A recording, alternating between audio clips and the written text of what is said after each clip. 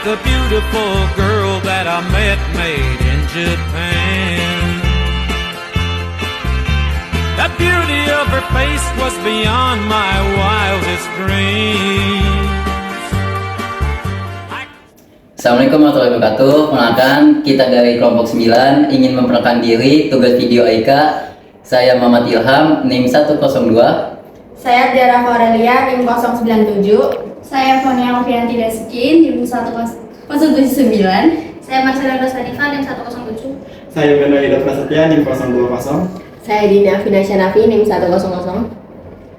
Selamat menyaksikan. Wassalamualaikum warahmatullahi wabarakatuh. Aku habis beli minuman ini tahu. Minuman apa itu? Seger banget. Kamu nyobain? Murah kali. Emang kamu udah cek label halalnya, Fon? Botolnya seperti itu, tidak meyakinkan. Yang penting kan minumannya seger. Aku setuju sama Akia. Kita harus teliti, Fon. Emang sepenting gitu ya? Iya, Fon, karena Allah sudah memerintahkan kita dengan sangat jelas di Al-Quran, seperti pada Quran Surat Al-Baqarah ayat 168. Betul kata Dini, Allah Subhanahu wa taala menyebutkan makanan halal dan thayyibah itu tidak hanya halal dalam hukum fikih, tetapi juga thayyib yang artinya baik, higienis dan juga bergizi. Jadi toib itu soal gizi juga ya? Betul yo, thayyib itu makanan yang kita makan atau minuman yang kita makan itu baik bagi kesehatan dan tidak merugikan tubuh kita. Dan kita sebagai anak-anak gizi juga harus pintar nih dalam mencari dan mengolah makanan yang bergizi, baik dan juga higienis. Ilham, lalu apa bedanya sudut pandang Islam sama ilmu gizi terkait makanan yang baik? Sebenarnya nggak jauh beda kan.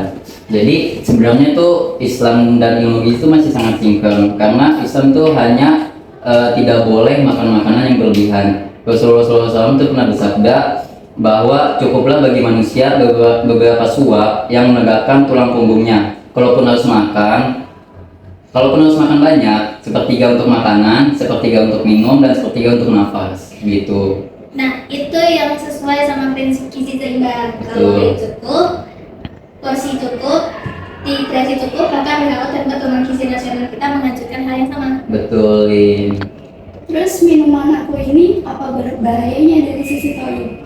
Pertama, tidak ada logo halal dari BPJPH. Kedua, warnanya kayaknya serem ya, mungkin itu dari warna sintetis yang bahaya bagi kesehatan. Bismillah, minuman itu perlu kita jauhkan Fon dari jangkauan. Iya ya, aku udah kapok soalnya harganya murah, makanya aku beli. Justru di situ ujiannya, Fon. Allah menguji kita, apakah kita lebih memilih yang murah tapi meragukan, atau yang sedikit lebih mahal tapi jelas kehalalannya dan menyehatkan. Itu bagian dari ikhtiar menjaga amanah tubuh yang Allah titipkan. Jadi disimpulkan di catatan kecil aku itu ada 4 kriteria makanan yang halal dan thayyib. Yang kedua itu ada halal zatnya dan halal prosesnya. Terus yang duanya lagi thayyib gizinya dan juga thayyib keamanannya. Dan semuanya itu bisa kita mulai dengan hal sederhana, Fon, seperti cek label halalnya, hindari jajan tanpa keterangan dan jelas, dan yang paling penting kamu bisa bawa botol sendiri dari rumah. Betul. Ini contohnya buat aku dari rumah.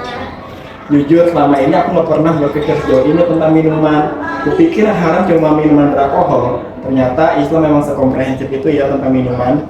Itulah keindahan Islam, Yud. Agama ini merangkul semua aspek kehidupan, termasuk apa yang kita makan setiap hari. Muhammadiyah mengajarkan kita agar beragama secara cerdas, memahami, bukan sekedar ikut-ikutan.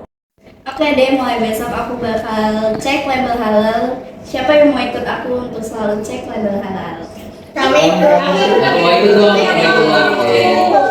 Bismillah teman-teman. Jadi menjaga tubuh adalah ibadah. Hadis riwayat Muslim mengatakan mukmin yang kuat lebih dicintai Allah daripada mukmin yang lemah. Like cherry blossoms blooming in the mountain